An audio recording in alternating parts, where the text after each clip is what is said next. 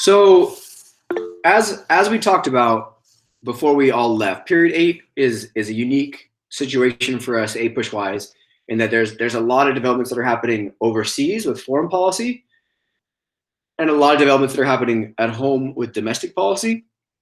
And some of these events are interconnected.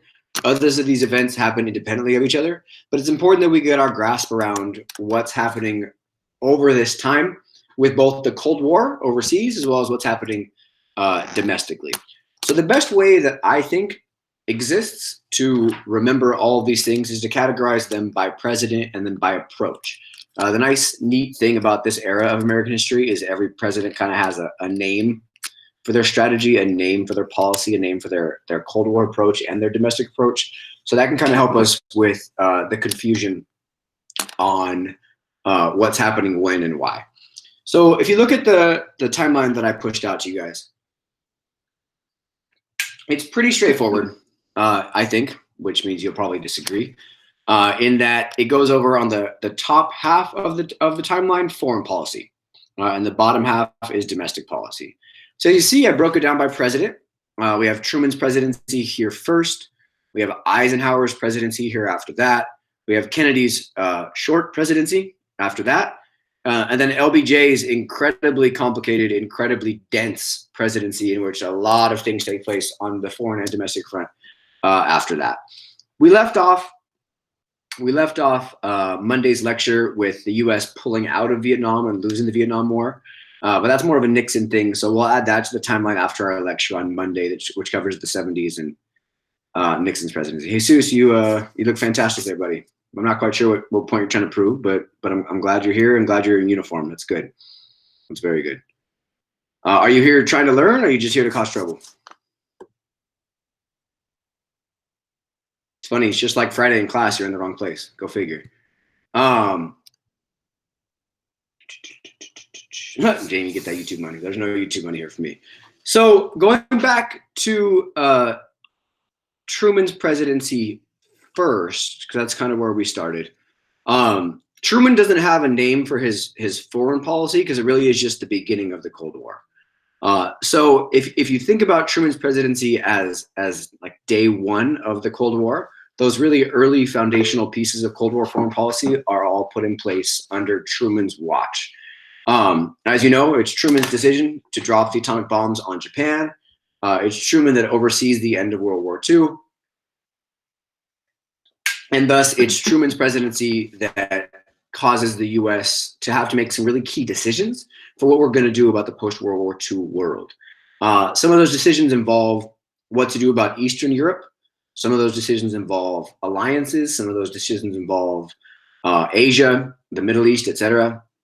But it's really key to understand that Truman really is president during a very, very key series of events in American history, the beginnings of the Cold War. Now, as you guys know, the Cold War goes back far before World War II ever ends. We can trace the roots of the Cold War back to the Bolshevik Revolution in the 19-teens during World War I. The fact that the U.S. chooses not to support these revolutionaries and supports the government they're rebelling against instead, which sows some seeds of distrust between the two sides. But really, we can look at the Cold War ramping up, or really beginning at the end of World War II with the Potsdam Conference. Now, of course, it is at Potsdam that Stalin, who had previously promised to allow free and fair elections in Eastern Europe, says, never mind, I prefer to have these buffer zone nations, these satellite nations that are friendly and loyal to me as a way to keep my country safe. It is at Potsdam where the alliance between the two, the US and the USSR, ends because the war is over and thus they don't need their alliance anymore. And from Potsdam going forward is where we see the Cold War really ramping up. Now, Truman's presidency has four key developments on foreign policy. There's a few other ones, but the four key ones to know, first is the Marshall Plan. This attempt to rebuild Western Europe with US dollars, with US investment, so that Western Europe, France and West Germany and England and other nations of Norway, Sweden, Ireland, Greece, Turkey, other nations of Western and some Southern Europe are going to be rebuilt and they're going to be rebuilt with U.S. funds, U.S. money, U.S. resources. Now, the idea there is that if Western Europe has healthy economies, then Western Europe will not fall to communism.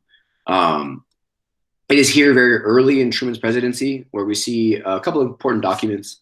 Document one, the long telegram, which lays out the idea of containment on a global approach, in that if we just leave communism where it is and not allow it to spread anywhere else into Asia, into Western Europe, then we'll be successful in the Cold War. It's the long telegram. Also important is NSC 68, which argues for a huge increase, a huge buildup of U.S. arms and resources and materials to kind of force the Soviet Union to listen to us because we have a lot of stuff. So Marshall Plan really is foundational. The Marshall Plan is foundational to the Cold War in that it creates an economic foundation of the Cold War, in that we're going to invest our resources into Europe's economy, and that will create a more stable Europe and thus a capitalist Europe. Cool. So the Marshall Plan ended up being incredibly successful, as it allows Western Europe to not fall to communism. It does its job. Mission accomplished. I like that. I'm trying to get this out of the way for you guys so that you can see a little better. Now, hand in hand with the Marshall Plan comes the Truman Doctrine. Now, the Truman Doctrine, of course, named for our friend Harry Truman, Harry ass Truman, if you will, is kind of the next step, the next stage of the Cold War. Now, the Truman Doctrine is going to apply only to Greece and Turkey and offer them resources, not just economic building resources, but military resources, military advisors, resources that could be used to push back physically the expansion of communism. So the Marshall Plan and the Truman Doctrine is much more so an ideological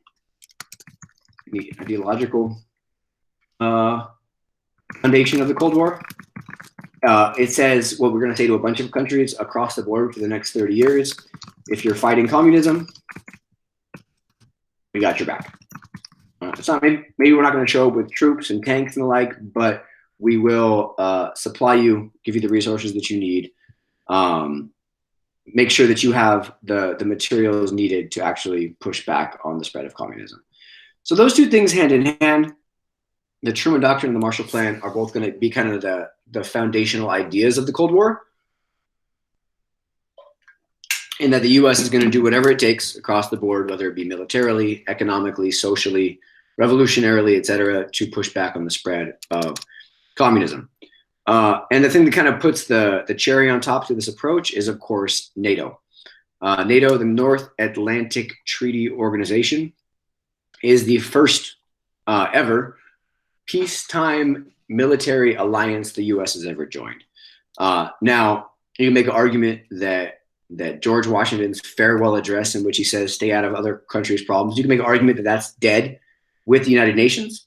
I disagree with that assertion, because the United Nations is a peacekeeping organization, a collective organization of nations designed to keep peace, less so an alliance. NATO is, in fact, the nail in the coffin of George Washington's farewell address, because it is a military alliance, so that the idea of an attack on one is an attack on all. That's NATO. Of course, important to note, hand in hand with NATO, is that the Soviet Union responds with the Warsaw Pact. The same thing, basically, just for their group of nations, China, the USSR, Eastern European countries, in that if we attack one of them, we're attacking all of them. So those three things, I put little lines connected them because they're all really interconnected together. Marshall Plan, money; Truman Doctrine, troop resources, not troops though; NATO, the alliances, and all three of them demonstrate a significant change in U.S. foreign policy because of the Cold War. Cool. So I will pause it there. Morning, Cruz. Good morning, Jacob Loeb. I'm glad you're here. Any questions on that foundational piece of Truman's presidency before we move into some of the specifics. Anybody? All right, cool. Looks like we're at least mostly good, which is lovely.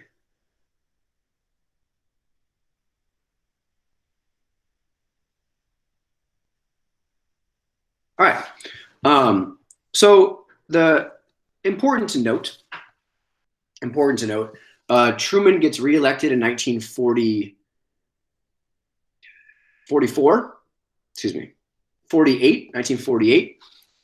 barely. And he gets elected in 1948, barely. You guys remember that newspaper headline when it shows that Dewey defeats Truman, but he actually ends up winning a come from behind presidential election. But at no time in his presidency does he ever have broad support from Congress. He doesn't enjoy the type of New Deal coalition that FDR has because there's no economic crisis or emergency. So that leads to Truman not having the type of domestic success or progress that he would like to have otherwise. Now, the last thing to approach foreign policy-wise, the two specifics, two real events or developments that take place under his presidency. First is the Berlin Airlift, as the Soviet Union blockades West Berlin from being resupplied by train or by road or by truck in the 1940s, and the U.S. and their NATO allies, so it's the U.S. and really U.S. and Great Britain together, are going to airlift and drop resources on a minute-by-minute basis to West Berlin to ensure that the survival of capitalism in West Berlin. Now, as I told you guys in class, it's not that the U.S. Or the Western powers are that concerned about West Berlin. They're not. They're just concerned about what that messaging looks like on the global stage. If the first time the Soviet Union tries to push us around and we say, sure, whatever, just take West Berlin. So the Berlin Airlift is much more important ideologically or optics-wise for how it looks from the outside, because it demonstrates to countries around the world that we are who we say we are, that we are going to support you if needed to support the stopping of the expansion of communism. Now, less successful, but still moderately successful, is the Korean War. As you guys should remember, Korea is divided into North and South Korea after World War II. Almost always during the Cold War, it's going to be North, whatever country is backed by the Soviet Union, and South, whatever country is backed by the US. It happens in Korea. It happens in Vietnam. And North Korea, backed by China and the communist Soviet Union, is going to invade South Korea to attempt to unite Korea under communist rule. They're going to be almost entirely successful until NATO troops arrive. United Nations troops arrive. It's the first time that the United Nations military is involved. It's almost entirely U.S. forces, but under the banner of the United Nations. They push the North Koreans almost all the way back into China. Then China gets involved.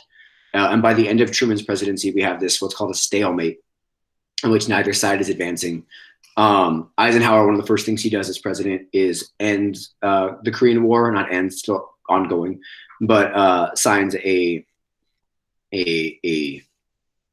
temporary, which is turned into 50 years, 60 years, armistice between the two sides, and then Korea ends up redivided back where it was divided in the first place at the 38th parallel. So we could say Truman's foreign policy, I would give it like a 7.5, an 8 out of 10. The big stain on his foreign policy is losing China. Although I don't know if we could say that China was Truman's to lose anyway. I don't know that losing China is Truman's fault, or if he could have done anything to stop the loss of China. But that's the one big, like, quote unquote, stain on his foreign policy, because the Truman Doctrine is effective. Greece and Turkey maintain opposition to communism. The Marshall Plan is incredibly effective as Western Europe rebuilds and becomes a huge market for U.S. goods. The Berlin Airlift is incredibly effective as the Soviet Union gives up and Berlin, the blockade is lifted and Berlin is saved. And even the Korean War, despite not being a win, Truman's only goal was to contain communism in Korea, and he does that incredibly successfully. So from a foreign policy standpoint, one big scar, if you will, on China. The rest of it pretty effective for Truman's presidency. Not bad for an accidental president, right? A president that's only president because FDR got old and died. Cool. So let me make sure there's no questions. Nope, no questions. We're good on Truman. All right. So let's talk then about his domestic policy, where he is significantly less successful. We give maybe a 7.5, 8 out of 10 on foreign policy. I think on domestic policy, we have to give him like a 4, maybe. Now, his domestic policy is called the fair deal, the fair deal. So it's important that we note what's called the fair deal. It continues this string of liberal presidents naming their policies to try to package them into a nice, neat package, right? It really starts with Teddy and his square deal, the 3 C's, right? Conservation, control corporation, consumer protection. We see that carrying into Woodrow Wilson and his new freedoms, right? Lower the tariff, regulate businesses, establish a banking system, the Federal Reserve, which, as I sent out to you guys this week, lowered interest rates to basically 0. But again, so we have the square deal and the new freedom. We get the 1920s, don't really have a name for their policies because the 1920s presidents prefer to have no policies because they think less government is a good thing, which gets us in the Great Depression. FDR's, of course, is titled The New Deal, which is part of your essay prompt that I'd like to have you guys write at some point in the near future, comparing the New Deal and the Great Society. So the New Deal, the 3 R's, relief, recovery, reform, yada, yada, yada. And then after the New Deal, after FDR's dead, we have 3 liberal presidents in period 8 that also name their policies. First is Truman's with the Fair Deal. Then we see Kennedy with the New Frontier. And finally, LBJ with the Great Society / War on Poverty. So first things first, Truman's goal is to take FDR's policies, his liberal type policies, and make them better, expand the New Deal style programs. Now, he's going to be very unsuccessful in this attempt for a couple reasons. Reason 1, he doesn't have the crazy support that FDR does because of elections, right? In 1932, nobody wants to vote for a Republican because Republicans gave us the Great Depression. So FDR has the presidency, he has the House of Representatives, he has the Senate. FDR has huge electoral support, which allows him to say the public wants to do what I want to do, therefore we're going to do it. Truman doesn't have that because A, he wasn't elected president. He became president because FDR died. And then when he is elected president in 1948, he's elected by like a tiny little margin. So he doesn't have that kind of mandate election type of support. Now, there is significant, it's good for you guys to characterize, conservative pushback on Truman's policies, on Truman's approaches. Conservatives in Congress, both Republican and Democrat, are going to push back on the expansion of welfare, on the expansion of Social Security, on the expansion of government, basically, in a way that does not allow Truman to do the types of things he wants to do. Truman, for example, which would be hilarious to see today, Truman wants to have national health care insurance, right? Have a health care insurance policy that covers the whole country. And conservatives in Congress push back on that and say, no, that sounds like communism. We're not going to do it. Truman wants to expand welfare programs and federal government support for education. Conservatives say, no, can't do that. It sounds like communism. So this conservative pushback is really important to note for Truman's presidency, as it demonstrates a big turning point in the way in which conservatives and liberals do their business for much of the Cold War. One of the best examples I can give you of this pushback is the Taft-Hartley Act, which I put right here on the timeline right there at the bottom left-hand corner. The Taft-Hartley Act is very important because it demonstrates this conservative pushback on liberal policies. The Taft-Hartley Act is going to actually overturn much of the union protections that were granted by the Wagner Act during the New Deal. As we know, from the beginning of time, really, liberals are going to be more pro-labor union, conservatives are more pro-business. So the Taft-Hartley Act is a good way, a good piece of SFI that backs up this idea that conservatives are pushing back on liberal policies in the post-World War II era. The Taft-Hartley Act is important. Also coming with Truman's presidency is the growth of what becomes known as the Dixiecrats, which is a wing of Southern Democrats. Southern Democrats who are going to be leaving the Democratic Party for a couple reasons. Reason one, civil rights. Reason two, anti-union philosophy. The Southern Democrats are going to be very anti-union. And reason three, size of government. Southern Democrats want to go back to their type of conservative Democratic Party they grew up with in the 1910s and 20s. And it's really an attempt by these Southern Democrats to say, well, we're not Republican because we're not necessarily pro-business, but we're not Democrat because we're not pro-civil rights or unions or these things. So they make their own little wing of Dixiecrats. And inside of Dixiecrat, the Dixiecrat movement, where Brian's favorite person in APUSH comes up, our friend George Wallace, segregation today, tomorrow, and forever. Beautiful, beautiful. Nieto, you're jamming out, bro? I'm looking for Nieto's face. All right. So back to Truman. A couple important things, though, to note of his presidency are the executive orders 9980 and 9981, which I'll tag here and comment for you guys. The desegregation of the armed forces, big, big, big deal. And the desegregation of the federal government. For the first time since, our friend Woodrow Wilson re-segregated the government in the 19-teens. So, oops. Drag that over here for you guys. Cool. Now, ideally, I'll save this. These little notes will be added and tagged, and I'll send it out to you guys if you guys need them. So that's Truman's presidency. No, Rochelle, you don't ever need to know the numbers. If you simply were able to say, I'll put in the text box, but the Truman issued an executive order desegregating the Army.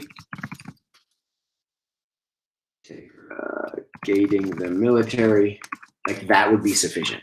Nanette asks, wait, so Truman wasn't able to do much domestically, not because he didn't want to, because of conservative pushback? Yes, right. Truman's goals are broad. He wants to pass healthcare insurance and expand civil rights and expand education and all these things. But conservatives in Congress are like, nope, nope, nope, you're not doing that. Good way to put it. Nieto, are you in a blanket, bro? You look good. You look cozy. I'm a little jealous. I want to wear a blanket. Cool. Now, the last piece of Truman's presidency that I want to ensure we get in here is the Red Scare. It's under Truman's presidency that the Red Scare begins. It's not Truman's fault. It's much more of like a McCarthy situation with McCarthyism, Joseph McCarthy running around with his list of communists that never exist. But this second Red Scare really begins 1946, 47, 48. And it's another reason why Americans increasingly turn to conservatives, because there's this fear that communism is taking over and conservatives are tougher on communism than are Democrats. So the second Red Scare is going to really take over the last couple of years of his presidency, as Joseph McCarthy is having all these hearings. We create the House Un-American Activities Committee, the HUAC, which is there to investigate un-American activities.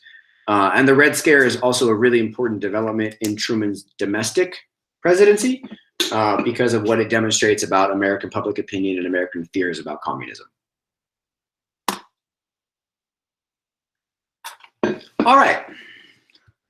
All right.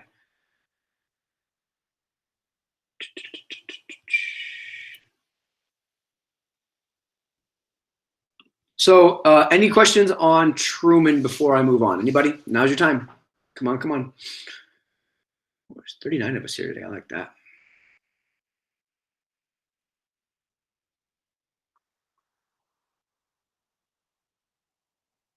All right. Looks like there's no questions on Truman for now. You can always ask him later if you need to. No big deal. So that gets us into Eisenhower's presidency. And if you look, the things I put down below and above are longer term developments, like containment takes the whole time, right? The idea of containing communism is going to take over this entire time period. Down below, we see starting at the end of the 40s and into the 1950s, what's called the baby boom, as Americans are having way more children. And then also beginning in 1953 into the end of LBJ's presidency in 1969, the Warren Court era and the Supreme Court is going to loosely interpret who is a citizen. We're going to really expand citizenship rights, expand civil rights, expand opportunities for many, many people, as the Warren Court's era is going to be a very, very liberal court. Cool. There's some questions. Cruz asks, where is specific? Cool. Thank you, Jerry. Greece and Turkey. Greece and Turkey. Brenda can't spell. Cool. Yeah. So Greece and Turkey is the Truman Doctrine. But keep in mind that it's not just, yeah, good job, Jacob. It is just Greece and Turkey, but it sets up this precedent, this idea that we're going to use our resources to support countries that are fighting communism. Cool. So let me jump back in, guys, to Eisenhower. Eisenhower's, there's way less stuff in his presidency to know than Truman, because a couple reasons. Under him, the Cold War cools off because of brinksmanship, because this idea that the U.S. is going to build up aggressively its atomic weapon resources so that we can just scare people and do what we want.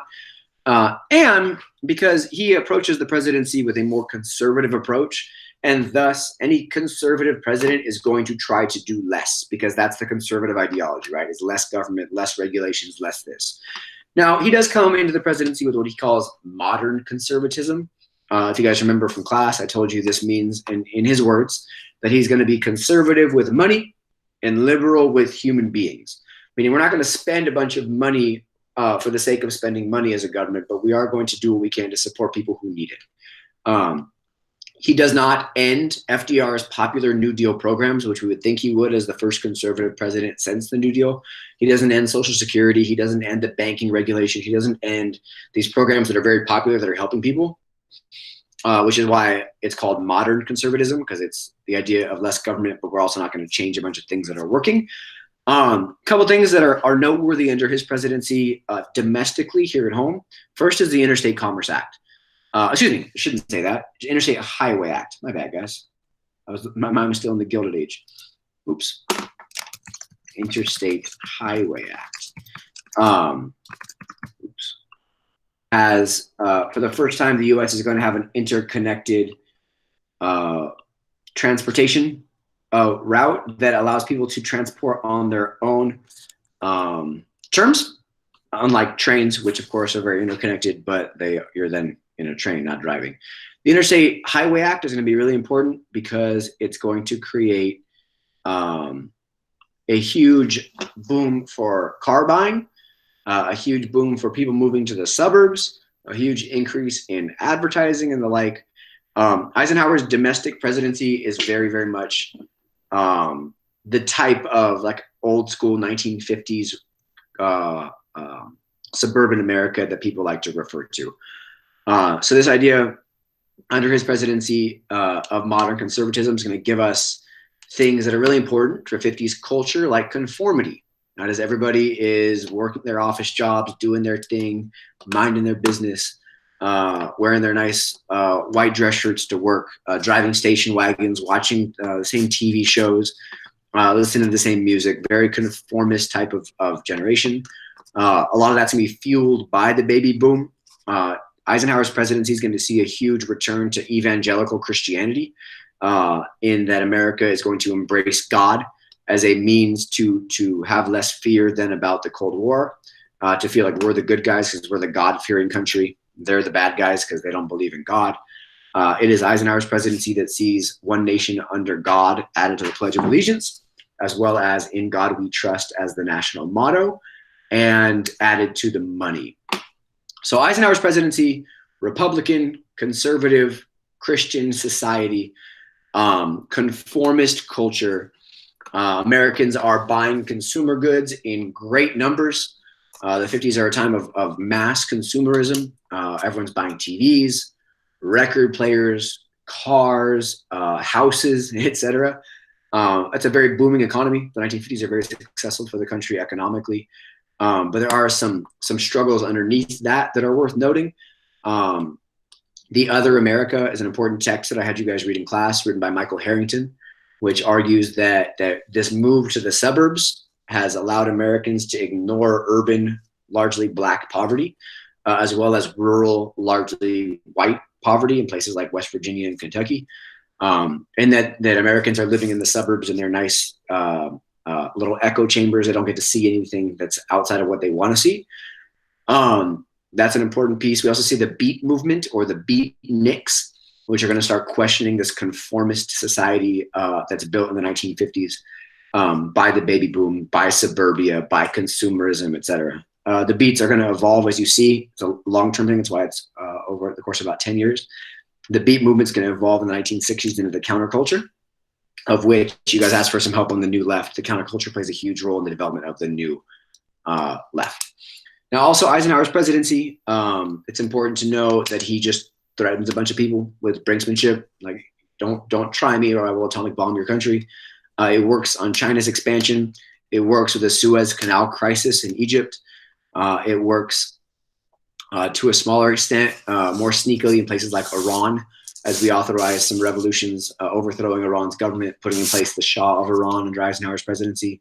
And as you guys may have already read for the chapter that's due on Monday, that's going to come back and backfire on us spectacularly. It's under Eisenhower's presidency that the Soviet Union beats the US into space with the launch of Sputnik, the first satellite, the first object into space, in which we see night after night, one little blinking dot of Soviet satellites watching us from above. It's terrifying. And that's Eisenhower. Now on civil rights, it's not so much that Eisenhower is a huge fan of civil rights. It's that the civil rights movement does not sit and wait for him. 1954, in the first really important case of the Warren Court, is Brown versus Board of Education.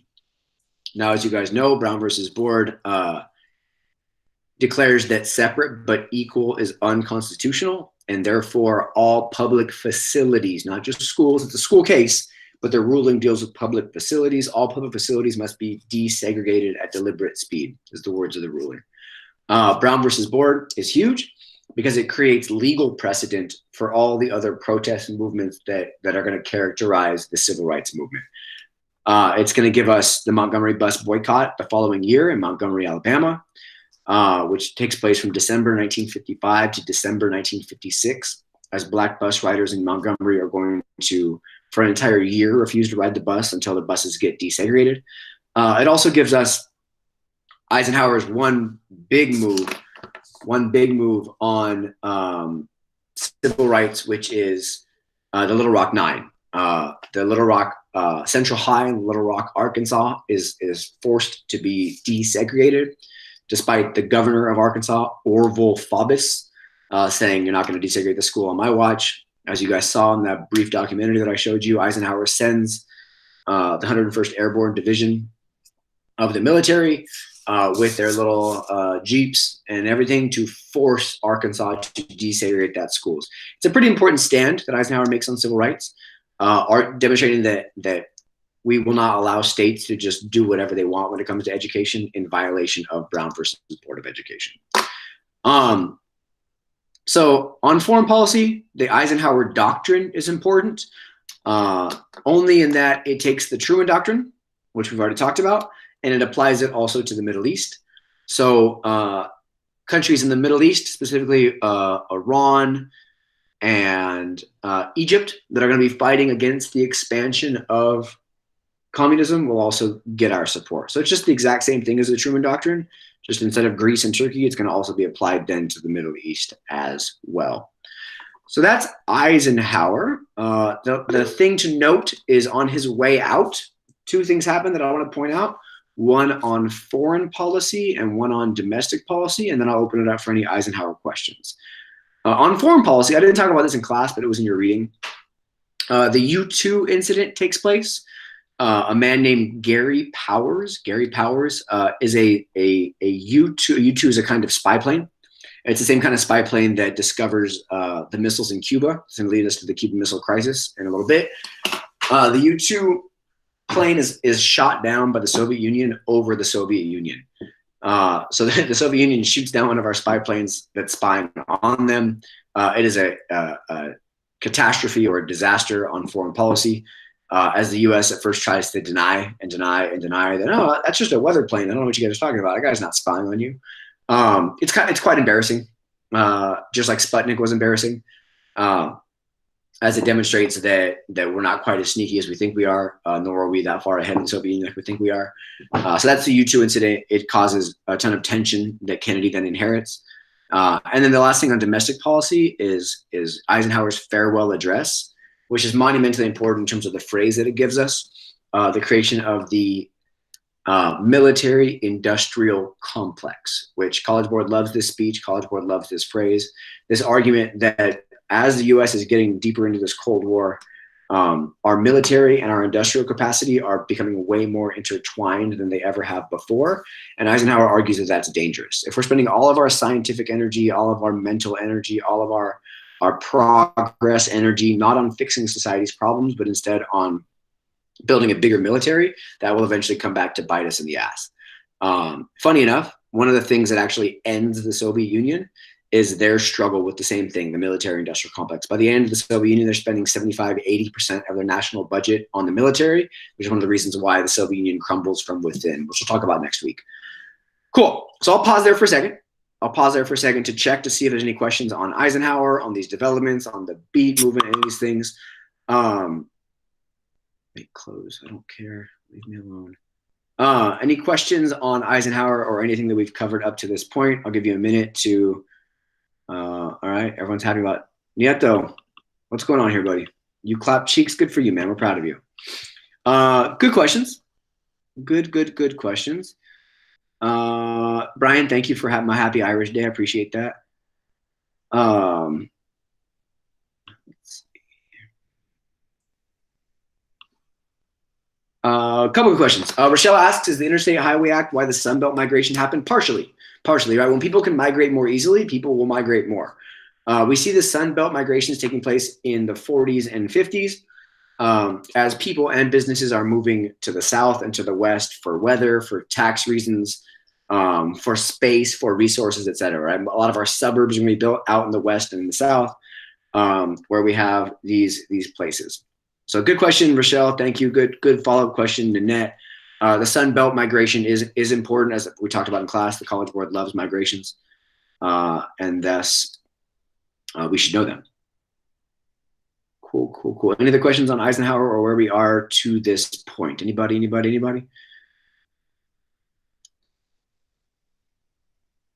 No.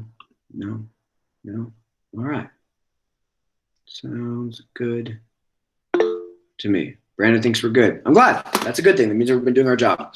Cool. So then all we have left is Kennedy and LBJ, which is lovely because Kennedy's presidency is cut short, as we know. I'm going to grab some water real quick. Give me 10 seconds, and then I'll be right back.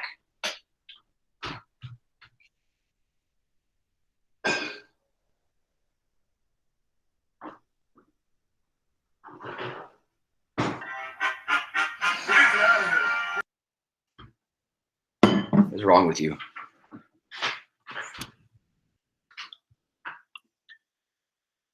Yeah, he retired from office. He sure did. He sure did retire. So let's talk Kennedy then. Kennedy gets elected in 1960, and it's a pretty monumental election.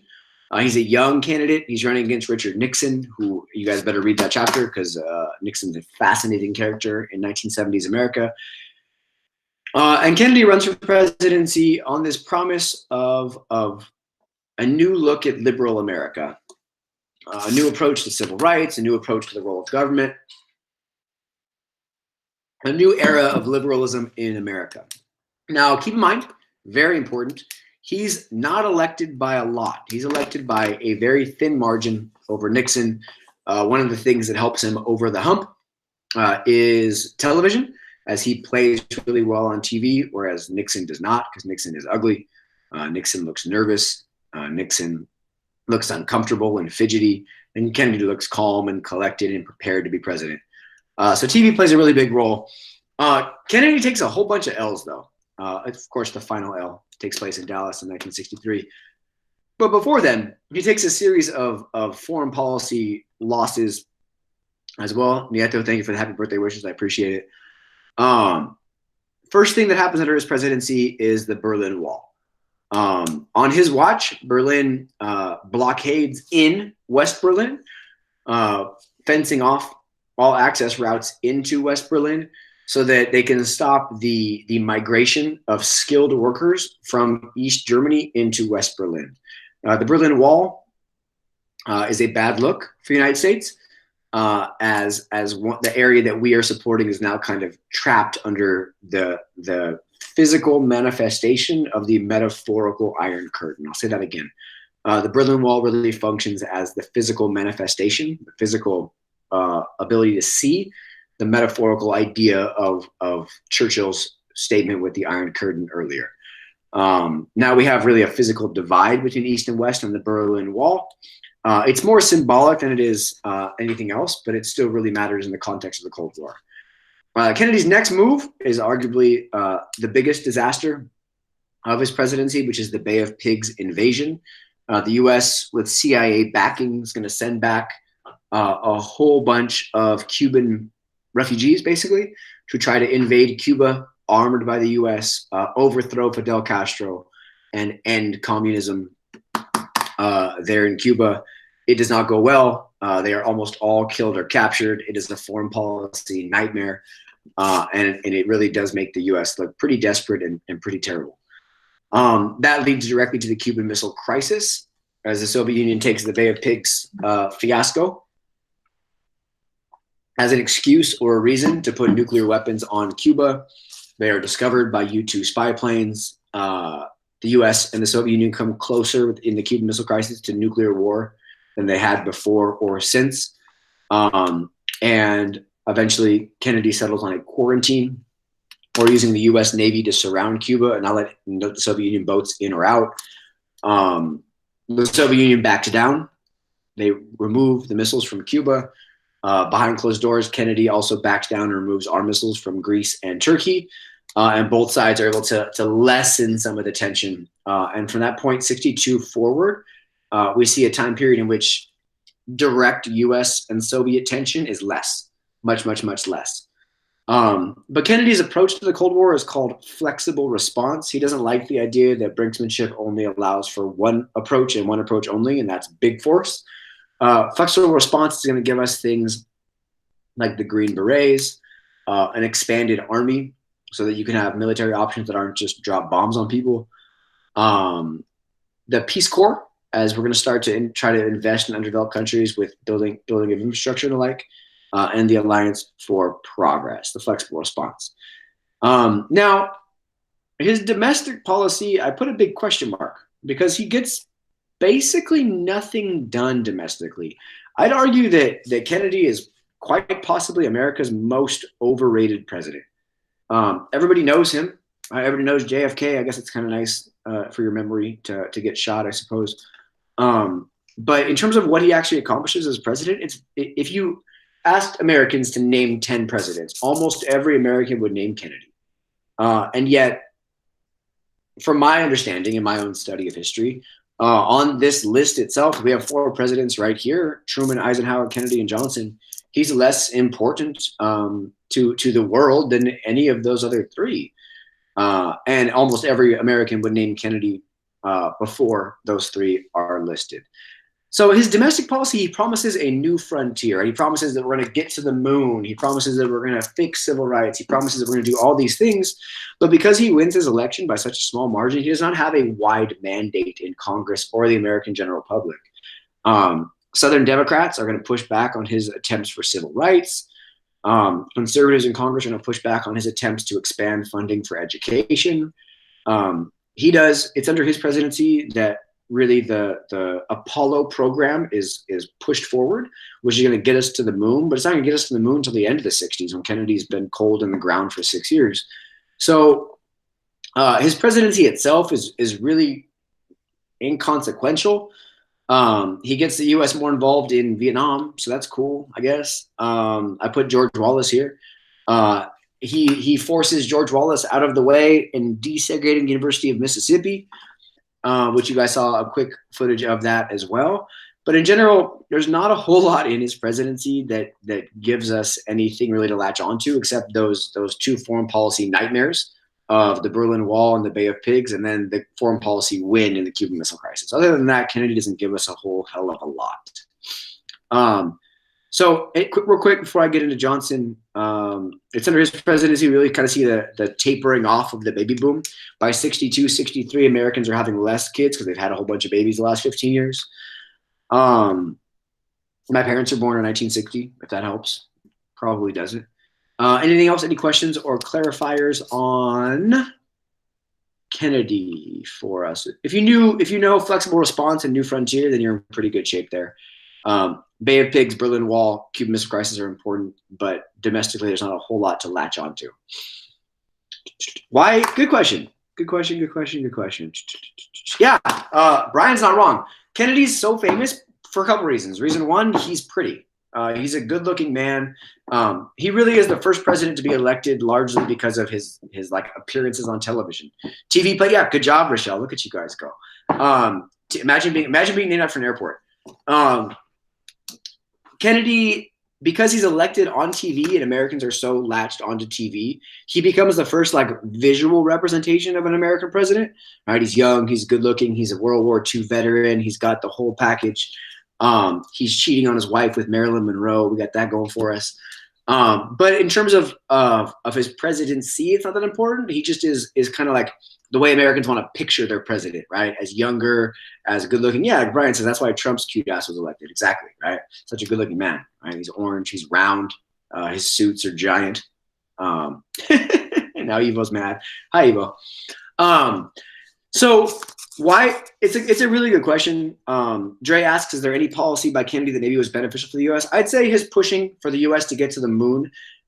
His rhetorical presidency is important, right? His inaugural address in which he says we're going to do all these hard things because we can helps push progress in the 1960s. This idea that America should tackle challenging projects like poverty, like getting to the moon. And it's not that Kennedy doesn't have good ideas. It's that Kennedy doesn't get any of his ideas done because Congress is divided between conservative and liberal, and therefore he can't quite push forward the way he wants to push forward. So it's not that I'm sitting here to hate on Kennedy. I'm not. He doesn't exactly have a very long presidency. And a lot of the policies that he's pushing are going to be picked up and passed later by LBJ, whatever that's worth. Destiny, I'll be happy to explain more about flexible response. You have to understand brinksmanship in order to understand flexible response. Brinksmanship by Eisenhower is basically this. Do what we say, or we'll bomb you into the 6th century, right? Those are the only two options. We're going to threaten you, you're going to shut up, you're going to listen to us, and if you don't listen to us, then we're going to drop atomic bombs on you, and that's all that. So that's Eisenhower. So Kennedy's approach is flexible response, in that we shouldn't have just listen to us or we'll bomb you. There's got to be some sort of flexibility in the middle. So under Kennedy, we're going to renew our more traditional forces like the Army and the Navy and the like. We're going to invest in more like submarines and this and that so that we have more options than just bomb you or that's it. Hopefully that helps. He's president for about 1,000 days, loops. He's president for, we call it in history, the 1,000-day presidency, about 3 years, which means that LBJ has 1 year of JFK's term, 1 year of JFK's term that he finishes up for him because, Kennedy was busy dying. And then LBJ has 4 years of his own, 4 years of his own. Now, that's where we'll wrap up this conversation because there's a whole lot to get to. Vietnam ramps up, as you can see right here at the tail end of Kennedy's presidency, as the U.S. is going to authorize that coup, which overthrows and kills the pretty crappy president of South Vietnam. It turns into a hot mess. I'm not going to spend too much time on Vietnam because we can go back and watch the lecture from Monday. So Johnson has, I want to break this off into two different portions. Johnson has the 1 year of Kennedy's presidency first, right? To end off Kennedy's presidency, he has the 1 year. And in that 1 year, two vitally important things happen. The March on Washington happens right at the end of Kennedy's presidency. The I Have a Dream speech by MLK, this push for civil rights. Kennedy dies. So one of the first things that LBJ does is he pushes for a Civil Rights Act, which becomes the Civil Rights Act of 1964, which desegregates all public facilities, gives protections for voting. It's monumental legislation for a couple reasons. Reason one, it's the first time Congress has acted on civil rights in 95 years. That's one. But thing two, it really is a good law with teeth, meaning it's enforceable. It's going to desegregate all the public facilities in the South, schools and water fountains and beaches and parks and the like, all these public facilities that the civil rights movement has been pushing for. And it's important, it's really, really important to understand that LBJ does this in an election year, right? 1964 is the next election. He knows he was never elected president, right? So like the conservative thing to do, the safe thing to do is to sit back, to wait for the election and then to act.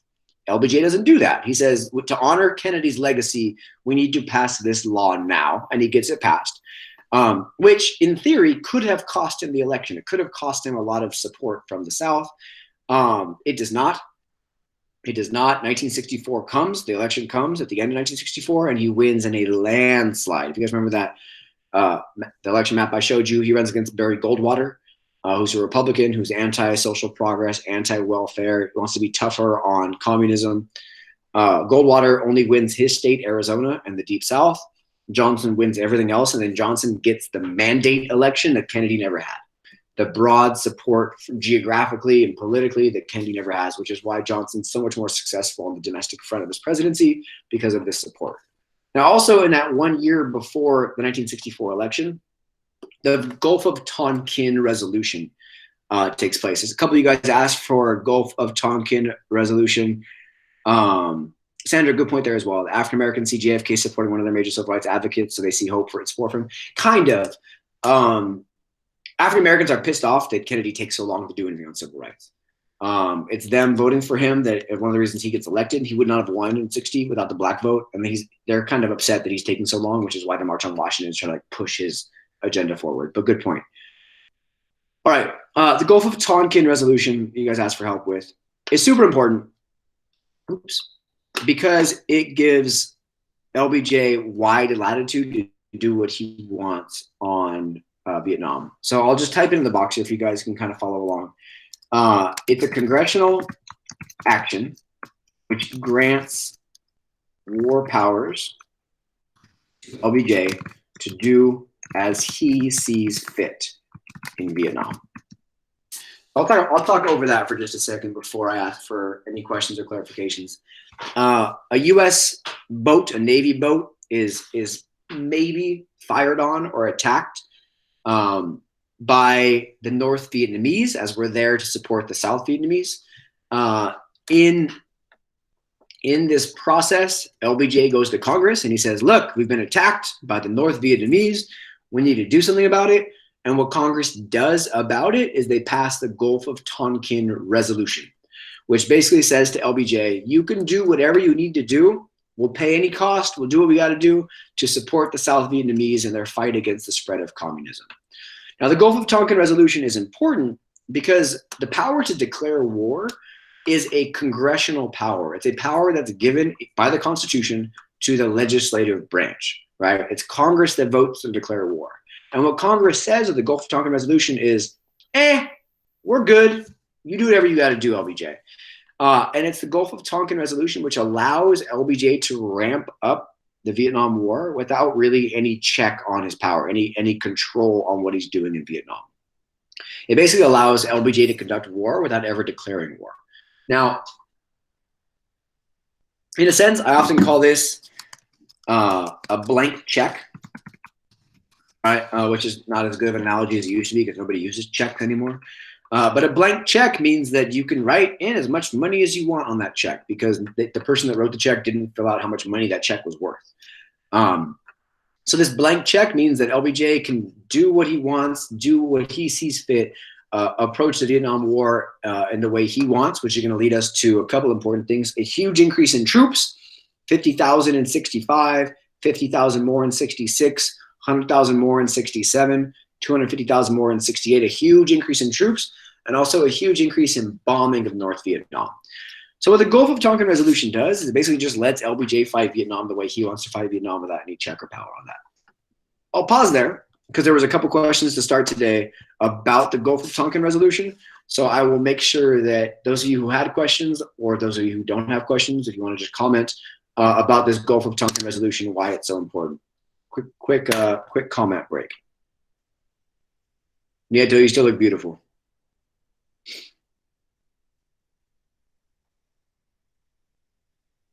Comments, concerns, complaints?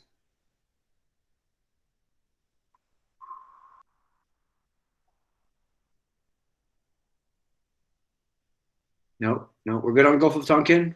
I know, Rochelle, you had questions on that. We're feeling better. Chat. No, yes, no. Cool. So just know that it leads the U.S. more aggressively into Vietnam in a way that we would not have been otherwise. It's a big mistake, but it's important we understand this in the context of like the Cold War, in that Congress is hesitant to like push back on the president because nobody wants to be accused of being unpatriotic because it's the Cold War. Got to fight communism. So from there, I'm going to pivot to talk about LBJ's domestic policies. I'll move this little text box. I like these little text boxes. Kind of fun. I don't know how to move them. Move. There we go. From there, we can pivot to talk about LBJ's domestic policies, which he calls the Great Society. So we have Fair Deal, Truman, Modern Conservatism, Eisenhower, New Frontier, Kennedy, and the Great Society of LBJ. I already talked about the Civil Rights Act of '64. The nice thing to note is that Martin Luther King Jr. and the other civil rights advocates are not going to accept the Civil Rights Act as sufficient. They're going to demand more. LBJ says to them, after the election, I'll have the power to do more. He gets elected overwhelmingly, and sure enough, he does have the power to do more, and he authorizes and pushes for the Voting Rights Act of 1965, which is monumentally important. It gets rid of literacy tests. It gets rid of restrictions on voting. It sends federal officials to the South to allow Black people to register.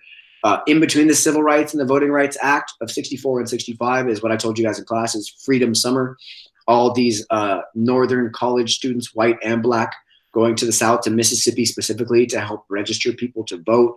So there's this huge wave of civil rights activism, which is the activism is going to force the government to act on civil rights, which gives us the Civil Rights Act and the Voting Rights Act. Monumentally important.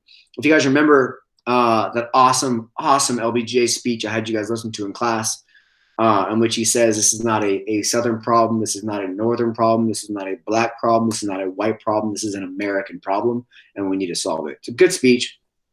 If you're feeling down and depressed about the state of America right now, which I don't blame you, go back to that lecture. I think it's 8.4, and read the entirety of that speech. It will cheer you up. It cheers me up sometimes.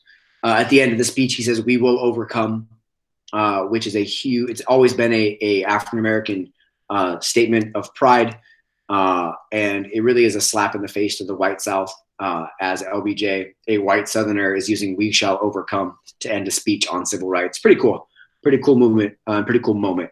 LBJ also authorizes the programs which still exist today of Medicare and Medicaid. Medicare to give health insurance to those who are over 65. Medicare kind of goes in tandem, hand in hand with the Social Security Act, which gives them a monthly stipend. So now people that are over 65 can get a monthly check for just being old, as well as health insurance for a very low cost. Medicaid is an attempt to help some of the urban poverty problems, and those who are eligible for welfare, for food stamps, can get health care for a very, very low cost or free from the government. Medicare and Medicaid are very important. Both are part of his broader war on poverty, his programs that are put in place to try to end poverty in America as a whole. LBJ also creates SNAP, or food stamps. LBJ creates Head Start for preschools. LBJ helps create adult schools for adult education for those who've dropped out of high school. Federal funding for secondary education, elementary education, as well as Pell Grants, which you guys will be applying for next year to help pay for college. Pretty expansive domestic program of policies that are meant to address a lot of the problems in America. Now, the downside of this is all these policies are great in 64 and 65 and 66, even into 67. The problem becomes as the Vietnam War gets more expensive, LBJ has to make a decision, right? Because the money's finite. And a lot of the Great Society programs get underfunded, get funded less than they should. So that money can be diverted instead to pay for the Vietnam War. So this proves one of the historical arguments that I would make to you guys anytime, is that in society, you can't have what's called guns and butter. Can't have guns and butter. You can't have a really expensive war and the ability to feed people and welfare programs as well. So LBJ learns this lesson the hard way. This is what's going to lead to a ton of inflation in the 70s for all this spending on Great Society programs, but more so on the Vietnam War, which is going to lead us into a 1970s, which is a very interesting economic time, but I'll save that for next Monday. 1968 marks a very, very important turning point year in American history. As I'll scroll down, it starts the question from Rochelle earlier on the Tet Offensive. It starts with the Tet Offensive. Up to 1968, the American officials have been promising that victory is at hand in Vietnam, that the war is almost over. It's almost over. We're almost there. We killed a whole bunch more people. We're almost there. We're almost there. We're almost there. They're about to give up. It's almost over. And the Tet Offensive proves that whole narrative is false. The Tet Offensive is a coordinated attack by the North Vietnamese that hits all the big cities in South Vietnam at like the exact same time on the exact same day. So no side in a war that is about to give up could coordinate an attack that's that big and expansive. So the Tet Offensive is this coordinated uprising of infiltrated soldiers into South Vietnam. It ends up being a disaster for the North Vietnamese militarily, as the U.S. Army is able to push them all back and kill a bunch of them. So the U.S. wins the Tet Offensive militarily, but they lose the Tet Offensive in terms of public opinion. Because if we've been telling America for years, but much more so at the beginning of 68, that the war is almost over, and then that very week, Americans are watching on the news as all this footage is coming in of coordinated North Vietnamese attacks on South Vietnamese cities. It shows that no, the war is not almost over. No, the North Vietnamese are not about to give in. No, we're not almost there. We're in fact far from there. It is the Tet Offensive that convinces LBJ that the Vietnam War is unwinnable. It's the Tet Offensive that convinces Walter Cronkite, a very important TV news anchor, who many Americans rely on for their news, Walter Cronkite, to say like, yeah, America's not winning this war. I don't know why we've been told otherwise. So what the Tet Offensive does is it really, really aggressively shifts public opinion from pro-Vietnam War to anti-Vietnam War, and it does it very, very, very quickly. So the Tet Offensive starts off 1968. Cool. Does that help with the Tet Offensive? Those of you who are confused on it, because it is confusing, I understand. Tet Offensive. Brandon says S. Yes, good. Shelly, thank you. Guys, I miss all your faces. Makes me sad. I don't like teaching the computer. I like teaching you. Cool. Rochelle asked for some support on the Job Corps, also an LBJ program for the war on poverty. We can add the Job Corps there. Yeah. Ooh, if I can spell right, that would help. Job Corps. There it is.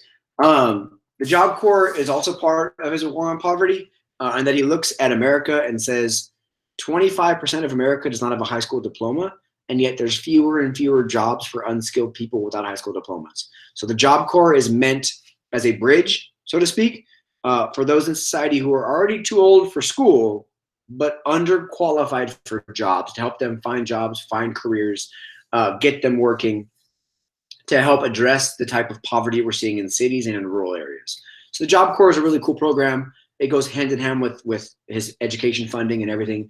I like LBJ's policies because he doesn't just attack one thing. He's not saying we need to get more education, because then if we just focus on just education, what about all the people, like in the Job Corps, who don't have an education, but they're already too old to be going back to high school? So it's this holistic approach to social change, which I really appreciate. We're going to address civil rights. We're going to address education. We're going to address jobs. We're going to address poverty. We're going to address healthcare. We're going to address all these things. It's a really bold approach to societal change. And I think we could all agree that it would have been way more successful without the Vietnam War, which goes back to the quote that I had you guys read in class during our lecture on Monday, when he says, if I could, I had to leave the woman I love at home, the Great Society, for that bitch of a war overseas, the Vietnam War. It helps understand this complex relationship in period 8 throughout between, you need to be seen by America as tough on communism, otherwise you can't do what you want at home, because you'll lose credibility. So it demonstrates this tightrope that LBJ is trying to walk, that he walks unsuccessfully eventually, between getting what he wants domestically, but then still working to contain communism overseas. Cool. So 68 starts with the Tet Offensive in January, into February, into March. And then I'll answer that question in a minute. 1968, LBJ, by March, says that I'm going to refuse to even run for president again here in 1968. He says, I will not seek nor will I accept the Democratic nomination for president in 1968. I'm basically done. I'm going to spend the rest of my presidency working to establish peace in Vietnam, not running for re-election. So I'm backing away. That leads to a ton of turmoil in the Democratic Party, as part of the Democrats are trying to maintain aggression on Vietnam. The other part of the Democrats are working for peace on Vietnam. It's going to lead to a huge generational shift, as young people are going to be very, very, very anti-Vietnam, and the older Democrats are going to be more so continuing the Vietnam War. It's going to cause a huge amount of tension. You guys read about it, and we talked about it in class on Monday. The riots at the Democratic National Convention. Who eventually comes out of the Democratic nomination is Hubert Humphrey, who in 1968 gets destroyed by Nixon in the election, as Americans are tired of the Democrats' policies that are pro-urban people and pro-people of color and the Great Society and the like. 68 also gives us 2 hugely important assassinations, as MLK is assassinated, and then Robert F. Kennedy, JFK's little brother, who's running for president, who would have probably been a really, really, really good president. He's assassinated right here in California, here in Los Angeles, while running for president right after he wins the California primary for the Democratic nomination. So 68 is a year of crazy turmoil. You can take, if you guys are interested, whole college classes on just the year 1968, because so much goes on that just demonstrates all kinds of turmoil. I have a couple of really good books that covered just 1968. So it's a really important turning point year, because it starts with the Tet, and then LBJ decides not to run, and then the assassinations, and then the turmoil, and then Nixon wins the presidency with amongst other things, which I was asked for clarification on, what's called the Southern Strategy, which I'll talk about here in just a moment. Let me pause for a second before I talk Southern Strategy and the New Left for Sherlyn and Kayla, to make sure I answer these questions. Would I say that LBJ took a Booker T. Washington-esque way in his Great Society attempts? I'm going to say that that's not a bad comparison, Nanette. The Booker T. Washington idea of bottom up. I'm going to say it's a little bigger than that, though, because he's not just worried about the bottom up pieces, but he's also funding college universities and scholarships and the like. So sure, it's much more so Booker T. Washington-esque than it is Du Bois-esque, but it's not just the bottom of society. He's trying to uplift society as a whole and do so holistically, right? In some ways, absolutely. In other ways, not. I think it's just important to understand that the Great Society is really intending to fix all of society's problems. LBJ has grand aspirations. Grand. I'm like, yes, Marcus Garvey-esque. We're back to Africa. It solves all the problems. Let's get out of here. I'm down to go back to Africa right now. Better than being stuck in my office. I hope that helps answer your question. So 68 is where we'll end off, because it answers the 2 questions that are still left. The New Left as well as the Southern Strategy. So the New Left, let me just put that right here. The New Left, keep in mind, left means liberal, right? The New Right is conservative. You're going to read about the New Right in your chapter that's due on Monday. This New Left, though, is largely younger, college educated, and much more aggressive in their approach to government. The New Left is going to be really defined by the SDS, the Students for a Democratic Society, the Civil Rights Movement, the anti-war movement, right? All those things are going to characterize the new left. So when we say new left, it just means like this new era of liberals. And it's going to be the counterculture. I'll add that in here as well.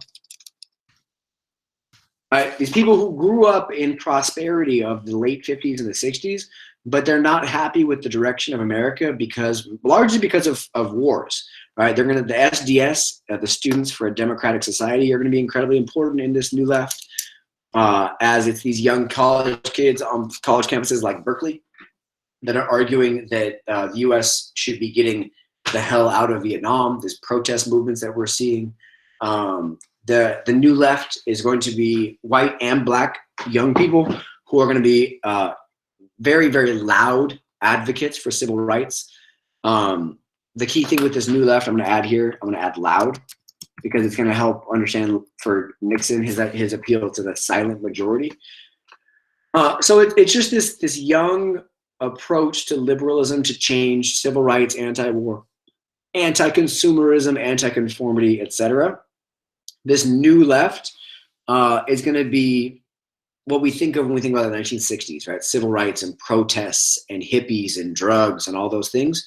But also college-educated kids going to the South to register black people to vote, to push for civil rights, to have sit-ins, and to have teach-ins on college campuses like Berkeley, where they're refusing to allow universities to pursue non-desegregationist policies. So the new left is a cool movement of young people embracing political change. We'll see the new right in the 1970s as a movement the other direction of people who are tired of social change, who are tired of protest, who are tired of civil rights, who are tired of government programs, who are tired of urban riots and people that they see as ungrateful for all the opportunities that are given to them. So we're going to see in the 1960s and 70s is this big divide between the new left and the new right, between like how best to govern, how best to solve our domestic and foreign problems, and the like. Does that help with our new left conversation? I hope. I think so. I think so. But where that leaves us is Nixon's Southern strategy, which is a phenomenal question, which best deals with how Nixon gets elected in 1968. So I'll add this right here. I'll put Nixon in 1968. Really, there's two strategies at play here. We have the Southern. Why am I still in caps locks? We have the Southern strategy, and we have the silent majority. Silent majority. Cool.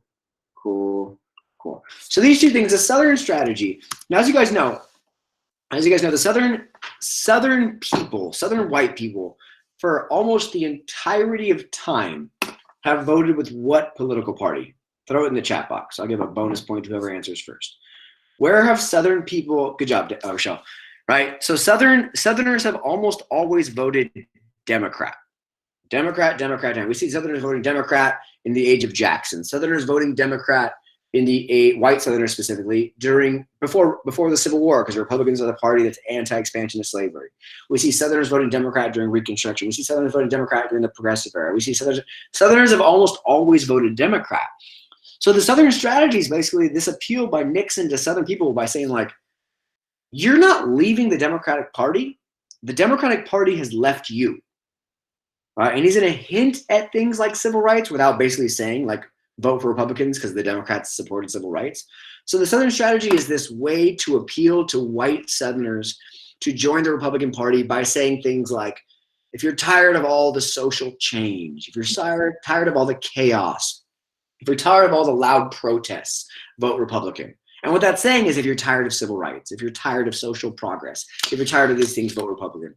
So this Southern strategy is this big turning point in which the white South finishes the transition that had already begun with like the Dixiecrats and Barry Goldwater.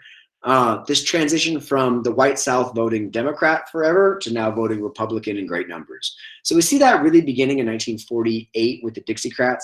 We see it continuing in 1968 with Barry Goldwater. excuse me, 64 with Barry Goldwater, but it's really 1968 Nixon and 68 and 72, Reagan and 80 and 84, that are really capitalizing on the white South to become voters for the Republican Party. Now, and the way they do so is by appealing to the white Southerner who's sitting at home saying like, oh, the government's helping out all of these black people, paying for these programs for the poor people, doing this and that. What about me? What about me? So that's the Southern strategy. Good, good, good. And hand in hand with that is this appeal to the silent majority, the silent majority. Now, the silent majority is what Nixon calls his supporters. So Nixon calls his supporters the silent majority. And what that says is the opposite of silent majority is loud minority, right? So what that's saying is that, hi Zapata, you look beautiful. I like those curtains. You got the Virgin Mary behind you, bro? Oh, look, man. Bro, she's judging the hell out of you right now. Mad respect to the Virgin Mary. So this silent majority is him basically saying, my supporters, the white, suburban, rural people, they're not the ones that are all loud in the streets protesting for this, hollering for that, rioting for this, demanding this change. My supporters are the silent, so not the loud, crazy people in the streets, but we are the majority, right? So in this sense, he's appealing to Americans who are tired of social change, tired of protest movements, tired of all these things, right? It's those two strategies, those two approaches that get Nixon elected in 1968, which demonstrate a huge turning point in American society as such. Now, that hits the new left, the questions from earlier. I hit the Southern strategy. I hit the Tet Offensive. I hit the Gulf of Tonkin resolution.